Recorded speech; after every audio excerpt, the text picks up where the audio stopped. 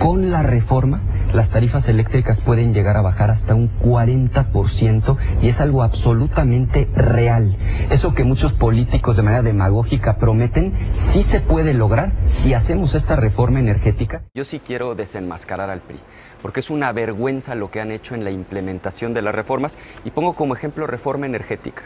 Y ahora sube la electricidad, la crónica, CFE aumenta las tarifas, reforma, sube energía eléctrica 25% en agosto, agosto mismo el Universal, la crónica, septiembre vuelve a subir la luz. Hace unos años, Ricardo Anaya decía que la reforma energética era una gran idea. 3 años después, cuando le conviene, cambia de parecer. En tan solo unos meses logramos las reformas que habían sido postergadas por décadas. Telecomunicaciones, educativa, financiera, política electoral y, por supuesto, la reforma energética. Yo no tengo duda, y ustedes tampoco deben tenerla. Vienen tiempos mejores para nuestro país. Y la historia solo confirmará que hicimos lo correcto cuando la reforma energética se traduzca de manera concreta en inversión productiva, crecimiento económico, generación de empleos, soberanía energética y disminución en el precio de los combustibles, empezando por el precio de la luz. Vuelve a subir la luz, anuncia Hacienda y CFE alzas en luz y gasolina, Excelsior, nueva alza a la gasolina, reforma dan sabadazo, suben luz, aumentan tarifas de luz. Convencido de que ha sido un periodo histórico para el país, Pascal, en los últimos meses, México vivió su transformación institucional más profunda desde que hace 100 años, en 1917, nació nuestra Constitución. Fueron tantas las reformas que no hemos terminado de dimensionar la magnitud de los cambios. Reforma laboral, educativa, de transparencia, de telecomunicaciones, política electoral, energética, convencido de que vamos por la ruta correcta. El país no va por el camino correcto. México tiene que cambiar. Yo estoy absolutamente convencido, Pascal, de que las reformas del último año han establecido a México en la ruta correcta, porque son reformas de implicación práctica, concreta, específica en beneficio de los ciudadanos. La reforma educativa no son simplemente buenos deseos. La reforma de telecomunicaciones es también muy concreta, más competencia para que bajen los precios y mejore el servicio. Cuando tú ves que ya somos el país más desigual de toda la OCDE, cuando ves que tenemos más pobres de los que había hace 20 años, cuando ves que este año 2017 es el más violento de los últimos 20, concluyes, México tiene que cambiar. Habremos triunfado cuando la reforma se traduzca en que mejore la calidad de vida de las mexicanas y los mexicanos.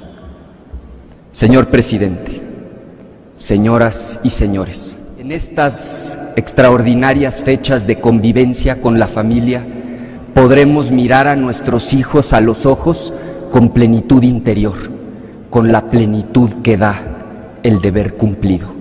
Muchas felicidades y que viva México. ¿Qué piensa de José Antonio Meade?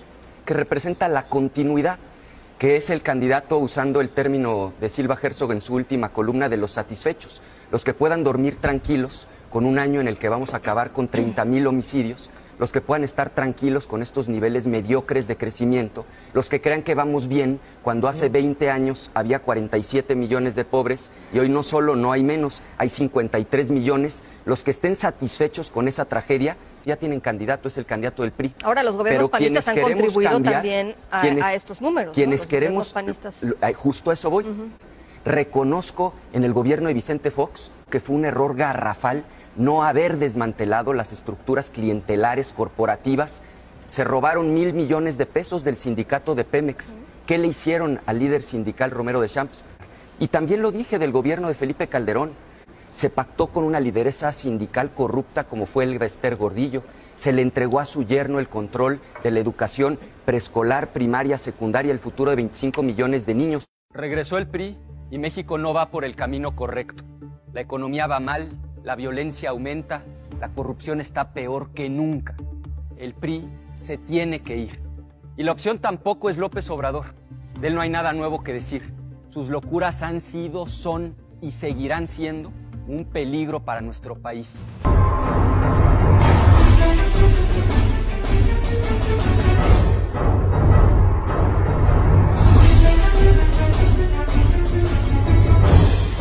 El panista Ricardo Anaya será el candidato presidencial de Por México al Frente. En el sprint final dejó atrás a su más poderoso rival, Miguel Ángel Mancera. Con 38 de edad, el queretano será históricamente el más joven de los aspirantes a Los Pinos, en un hecho solo comparable a las candidaturas de Carlos Salinas de Gortari y a la de Lázaro Cárdenas, quienes fueron postulados a los 39 años.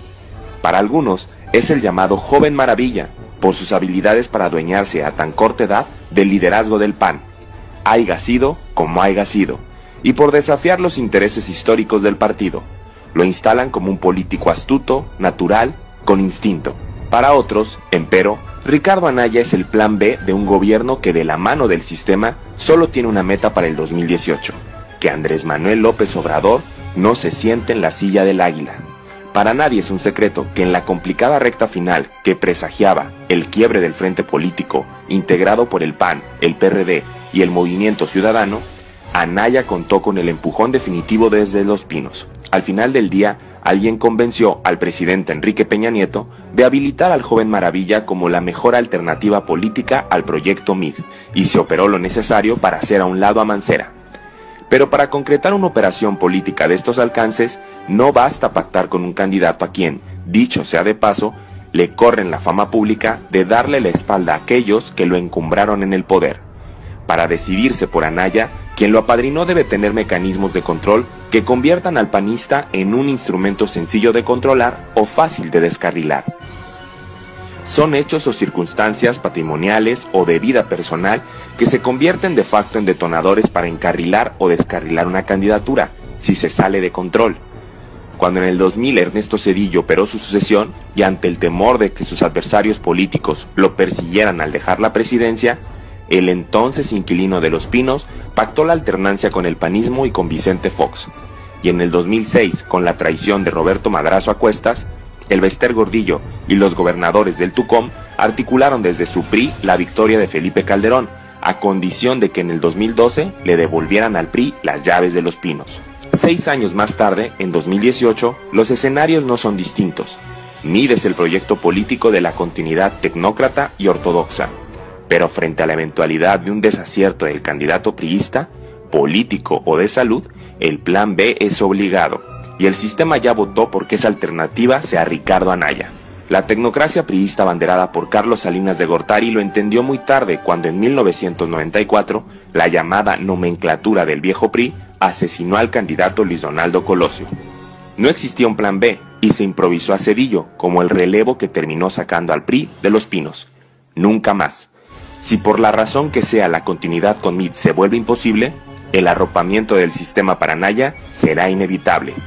Lo que sea será mejor antes que dejar que en su tercera oportunidad López Obrador se convierta en el desafiante presidente de un México intranquilo. Para eso Anaya ya está habilitado.